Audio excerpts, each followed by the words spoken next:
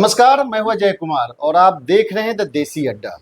आज हमारे साथ एक बार फिर जुड़ चुके हैं देसी अड्डा के बड़ी संपादक राकेश तिवारी। देखिए, मतदाता सूची की पुनः निरीक्षण को लेकर आज पूरे बिहार में बंद का व्यापक असर दिखा गया। पटना के साथ साथ अन्य जिलों में भी बंद काफी प्रभावशाली दिख रहा है। तो हम आज आइए बात करते हैं राकेश जी से इस बंद के असर के बारे में। राकेश जी, आने वाले चुनाव में आज जो बंद का व्यापक असर दिख रहा है, इसका क्या प्रभाव रहेगा? देखिए अजय जी, हम अपने दर्शकों को बताना चाहेंगे कि 2025 के चुनाव के ठीक पहले जी, चुनाव आयोग का यह फैसला एनडीए पर भारी भी पड़ सकता है।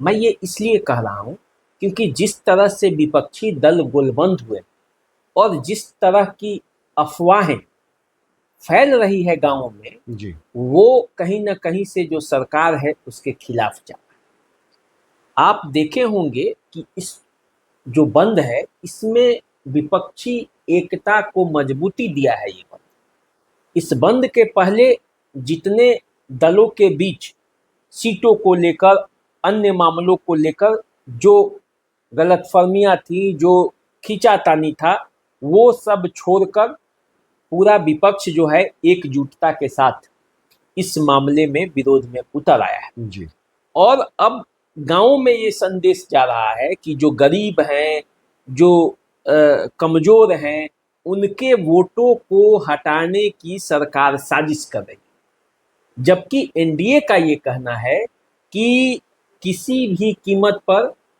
भारतीय का जो एक्चुअल में मतदाता है उसका नाम नहीं कटेगा। यदि वो भारतीय है तो उसके पास 11 जो कागजात है उसमें से कोई ना कोई एक कागजात जरूर है। जो भारतीय नहीं है, जो किसी तरह से मतदाता सूची में घुस जाना चाहते हैं और भारत के संसाधनों पर अपना अधिकार जमाना चाहते हैं, वैसे लोगों को ये हटाया जाएगा। तो अब इसी पर पूरा पक्ष और पूरा विपक्ष में घमासान छिड़ा है। एक तरफ तेजस्वी यादव के नेतृत्व में पूरे बिहार में ये जब चला, आज पटना में का माहौल आप देखे होंगे। जी, बिल्कुल। पटना के सड़कों पर आरजेडी के कार्यकर्ता उतर गए। पटना ही नहीं, आप जब जाएंगे पूरे बिहार के जिला मुख्यालयों में आरजेडी के कार्यकर्ता एग्रेसिव थे। वाम दलों के जो कार्यकर्ता थे वे एग्रेसिव थे। कांग्रेसियों में भी नया लहर दौड़ा है। लेकिन आप देखेंगे कि आम जनता इससे दूर रही। जी, जो राजनीतिक कार्यकर्ता है, जो राजनीति से जुड़े लोग हैं, वो इसमें ज्यादा इन्वॉल्व थे। आम जनता को आप यदि देखेंगे तो आम जनता नहीं थी। लेकिन इसका मतलब ये नहीं है कि आम जनता के अंदर इस बात को लेकर खुशफुसाहट नहीं है। बिहार के मतदाताओं को, बिहार के कमजोर तबके के लोगों के मन में ये भरा जा रहा है कि उनका मतदाता सूची से नाम कट जाने वाला है।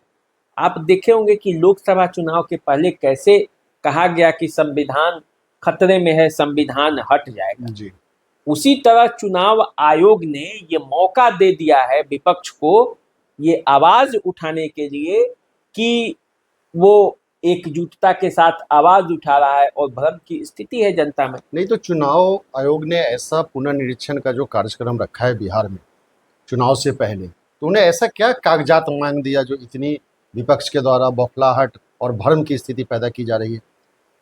देखिए, कागजात तो जो किसी के पास होता है वही मांगा जाता है जी, लेकिन असल मामला ये है कि ये राजनीति है। जो भारतीय है उसके पास कागजात अवेलेबल है, बिल्कुल। नहीं है तो निवास प्रमाण पत्र बनाने के लिए सरकार सुविधा भी दे रही है। लेकिन सवाल ये है कि राजनीति तो करनी ही है। जिस वोटर लिस्ट की बात हो रही है बदलने की, उसी वोटर लिस्ट पर तो एनडीए के 30 सांसद जीत कर आए हैं, आरजेडी के 4 सांसद जीत पाए। बिल्कुल। तो वोटर तो वही है और वोटर अधिकांश वही रहेंगे। लेकिन चूंकि राजनीति है और एक मुद्दा है सरकार को घेरने के लिए, तो इसलिए विपक्ष ये बात कर रही है और उसको अंदेशा है कि हो न हो हमारे वोटरों को काटने के लिए सरकार द्वारा ये कदम उठाया गया है।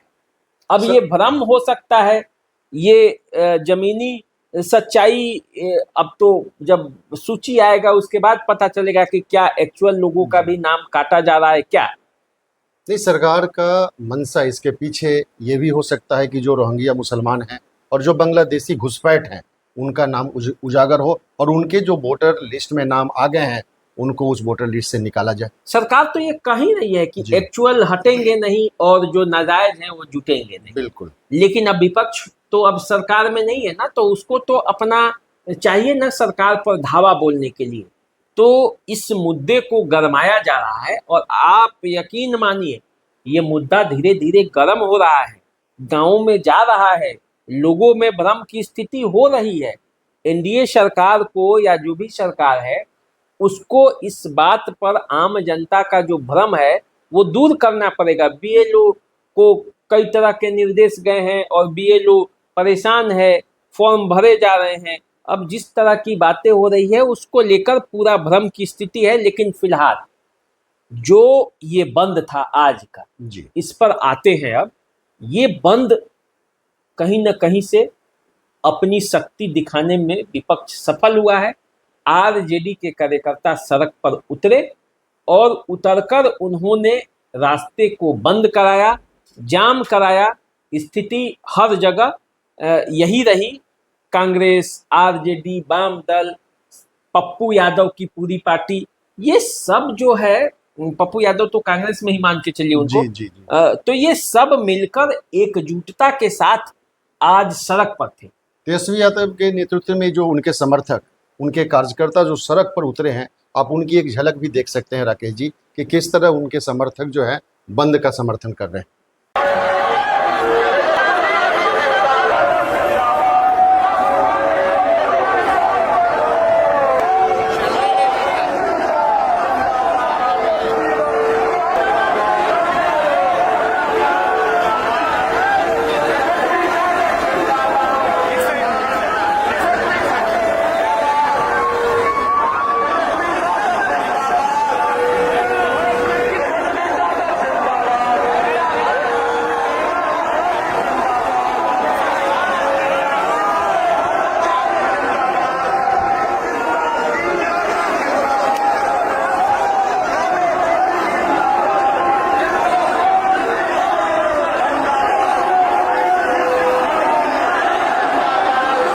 अब देखिए, जी। यही तो मैंने आपको कहा था जी कि ये जो झलक है ये दिखा रहा है कि तेजस्वी यादव कितना मतलब मजबूती के साथ इस मुद्दे को उठा रहे हैं और कितना मजबूती के साथ आरजेडी के कार्यकर्ताओं ने इसे टारगेट पर लिया था कि कैसे अपने मतदाताओं का मनोबल बढ़ाना है।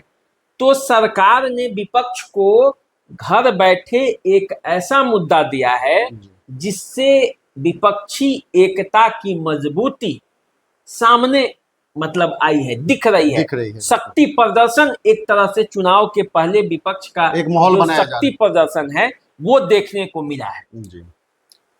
आप तेजस्वी यादव को ही नहीं, आप पप्पू यादव को भी देख सकते हैं कि उनके समर्थक किस तरह से पप्पू यादव के नेतृत्व में बिहार बंद का समर्थन कर रहे हैं।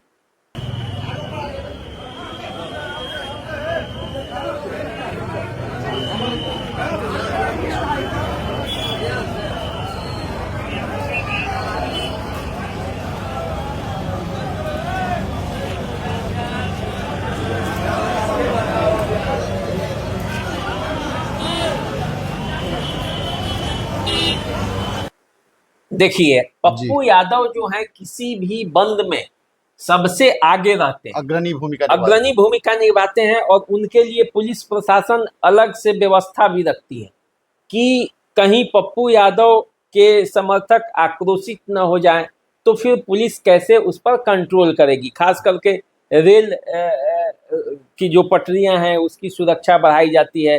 पप्पू यादव के मद्देनजर कई तरह की सुरक्षा व्यवस्था की जाती है। लेकिन पप्पू यादव हर आंदोलन में, हर जन आंदोलन में बढ़ चढ़कर हिस्सा लेते हैं और ये समझिए कि वो जन आंदोलन वाले नेता हैं शुरू से ही। किसी जगह कोई घटना हो जाती है, वहां भी पप्पू यादव पहुंचते हैं।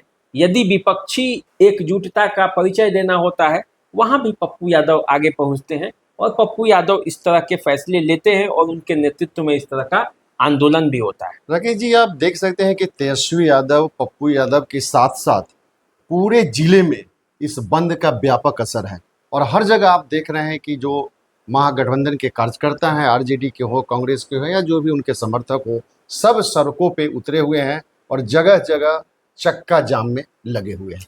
देखिए, ये निश्चित है ना कि आरजेडी और जो है कांग्रेस, पप्पू यादव, वाम दल जब एक साथ जुट जाएंगे तो इनकी शक्तियां बढ़ गई। जी और एक मुकेश सहनी भी थे। बिल्कुल। मुकेश सहनी को कैसे हम लोग भूल रहे हैं? मुकेश सहनी भी मुकेश सहनी भी पूरी ताकत के साथ सड़क पर थे। तो कुल मिलाकर जब विपक्षी एकता हुई तो बिहार के विभिन्न जिलों में, विभिन्न गांवों में, आप मान लीजिए कि गांव के जो चौक चट्टी चौराहे थे, वहां तक इसका असर दिखा। लेकिन वही मैंने कहा ना कि कार्यकर्ता पार्टी के, नेता पार्टी के और उसमें इंटरेस्ट रखने वाले लोग, आम जनता आज भी नहीं चाहती है कि कोई भी दल का जो ये बंद हो, आम जनता के मुद्दे से जुड़ा हुआ मामला नहीं होता है तो वो इसमें इंटरेस्ट नहीं लेती। अब चूंकि चुनाव है तो हर दल और हर पार्टी अपनी पूरी शक्ति के साथ जुटना चाहता है। अब जितनी शक्ति से आरजेडी इसका विरोध कर रही है, उतनी शक्ति से एनडीए और जो उसके घटक दल हैं, एनडीए के घटक दल, वो सब इस मतदाता सूची पुनरीक्षण के पक्ष में माहौल बना रहे हैं। वो इसके पक्ष के फायदे गिना रहे हैं। तो पक्ष और विपक्ष की ये लड़ाई चल रही है। अब किसका नैरेटिव भारी पड़ेगा बिहार के चुनाव पर, ये देखना होगा।